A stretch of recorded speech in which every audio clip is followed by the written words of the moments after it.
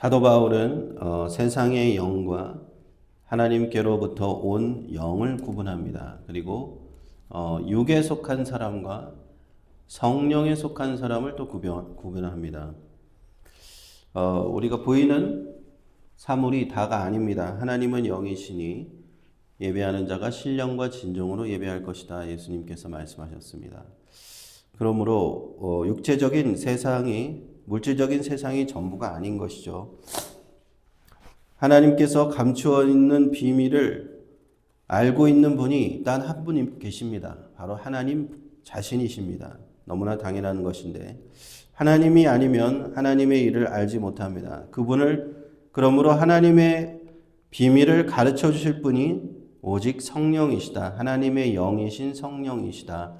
라는 겁니다. 만약 우리가 성령을 받지 않는다면 우리는요, 죽었다 깨어나도 하나님의 생각을 알 수 없습니다. 어떻게 인간이 하나님의 마음을 알 수 있습니까? 그래서 성령께서 오신 가장 큰 이유는 하나님께서 우리에게 은혜로 주신 것들을 알게 하려고 12절에 하나님이 우리에게 은혜로 주신 것들을 알게 하려고 성령이 오셨다는 것.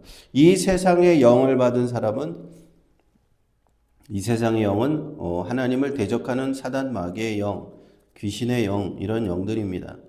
그런 영들을 받은 사람은 하나님의 마음을 절대로 알 수가 없습니다.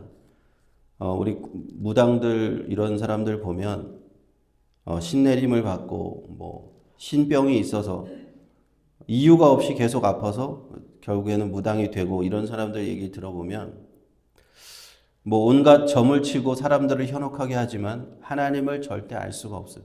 하나님을 알 수 있는 방법이 없습니다. 그러나 우리가 받은 성령을 받은 사람만이 하나님을 알 수가 있다.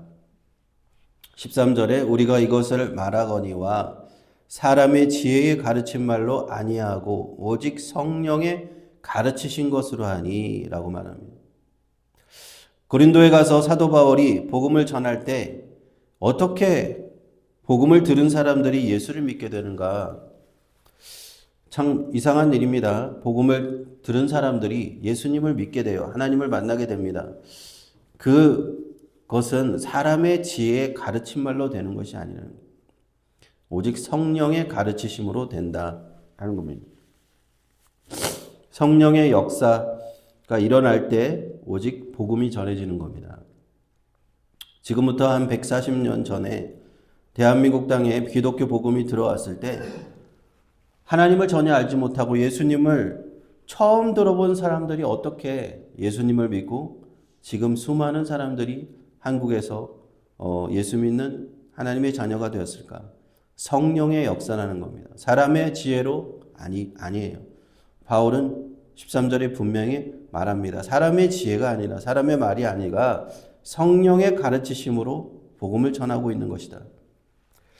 선교지에서 복음을 전하는 선교사가 꼭 겉으로 보기에는 선교사가 하는 것 같습니다. 사람이 하는 것 같아요. 그러나 그렇지 않습니다. 성령께서 역사하셔서 성령의 가르치심으로 그 복음이 전해지는 것이고 그래서 그 선교지에서 복음의 열매가 맺혀지고 있는 겁니다. 그러므로 우리는 그 영적인 배경을 볼 수 있는 영적인 눈이 있어야 돼요. 신령한 일은 신령한 것으로 분별한다라고 13절에 말씀하고 있습니다. 영적인 것은 영적인 것으로 분별한다. 하나님이 하시는 일은 성령을 받은 사람은 분별할 수 있다 하는 겁니다. 14절에 보면 육에 속한 사람은 하나님의 성령의 일을 받지 않는다. 저희에게는 미련하게 보임이요 또 깨닫지 못하나니 이런 일은 영적으로라야 분별한다 라고 얘기합니다. 세상의 영, 하나님의 영을 구분했고 이제는 육에 속한 사람, 성령에 속한 사람을 구분하는데 육에 속한 사람은 성령을 받지 못한 사람을 얘기합니다. 이들이 성령을 받지 못한 사람은 예수 그리스도의 복음을 미련하게 봅니다. 성령을 받지 못했기 때문에 하나님의 구원의 역사를 보고도 깨닫지 못합니다. 당연합니다. 왜? 성령을 받지 못했기 때문에 하나님의 성령이 하시는 일을 눈으로 보고도 알지 못하고요. 예수님이 귀신을 쫓아내고 온갖 기적을 행할 때 바리새인들은 오히려 저것은 하나님이 하시는 일이 아니다라고 하면서 바알세불에 힘입어서 쫓아낸다 이렇게 회방을 합니다. 성령을 회방해요. 그들은 성령을 받지 못했기 때문에 하나님의 하시는 일을 절대 알 수가 없다. 그리고 영적으로 분변된다라는 것은 우리가 영적으로 이런 것을 분별할 수 있는 것이기 때문에 그들은 알 수가 없다라는 겁니다. 그런 사람들이 있습니다. 도무지 하나님의 복음을, 예수 그리스도의 복음을 받아들이지 않는 사람, 예수 복음을 전하면 미련하게 생각하고 깨닫지 못하는 사람들이 있습니다. 참 안타까운 일입니다. 누구든지 주의 이름을 부르는 자는 구원을 얻을 것이라 하였는데 그런 사람들에게 필요한 것은 무엇이겠습니까? 성령이 그들의 마음을 변화시켜 주셔야 돼요. 그러므로 그들에게도 하나님의 성령을 받지 못하였기 때문에 저들이 복음을 미련하게 보고 복음을 받아들이지 못하고 깨닫지 못하는 것뿐입니다. 우리는 그들에게 성령이 임하여서 하나님의 복음을 받아들일 수 있도록 우리가 중보를 해야 될 이유가 또 여기 있는 겁니다. 15절 16절에 신령한 자는 모든 것을 판단하나 자기는 아무에게도 판단을 받지 아니하느니라.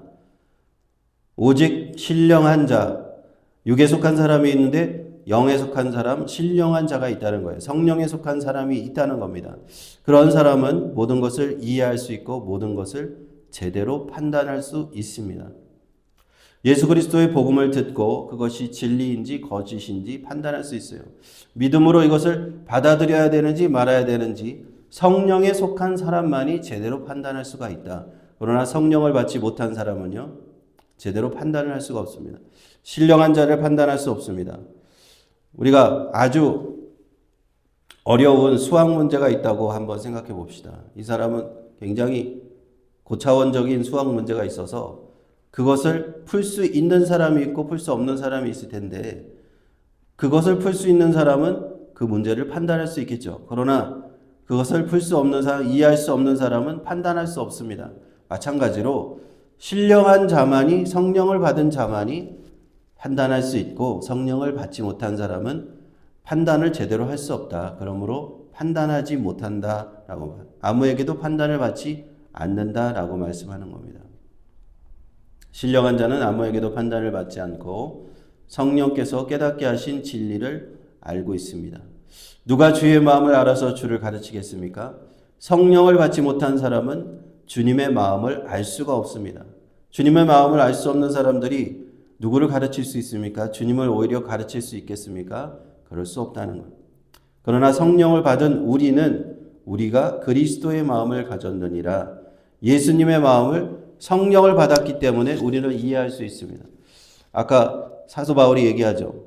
하나님의 영이 아니면 하나님을 어떻게 이해할 수 있겠나?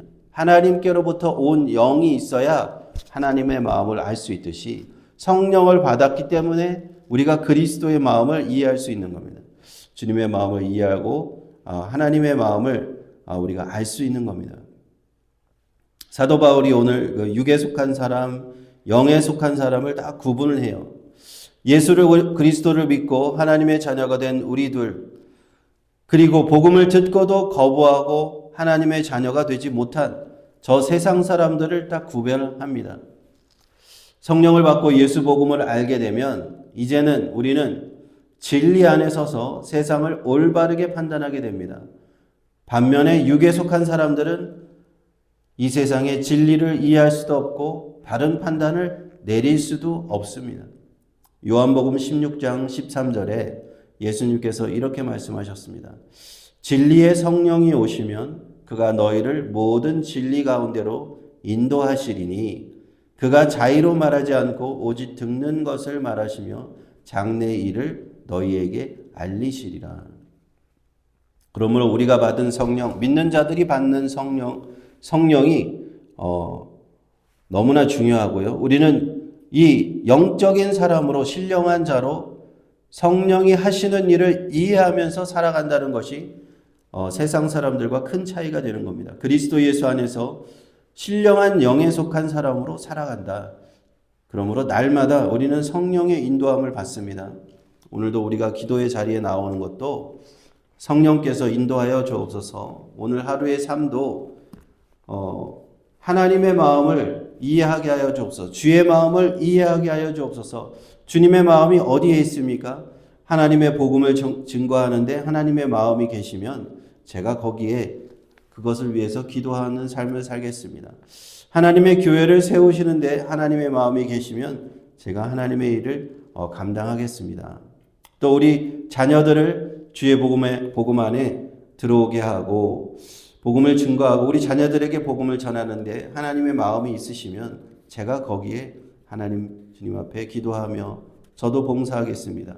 이렇게 주의 마음을 이해하려면 성령의 충만함과 인도함을 받아야 된다 하는 것입니다. 그러므로 오늘도 성령의 충만함을 위해서 성령의 인도하심을 위해서 함께 기도하시기를 주님의 이름으로 축원합니다.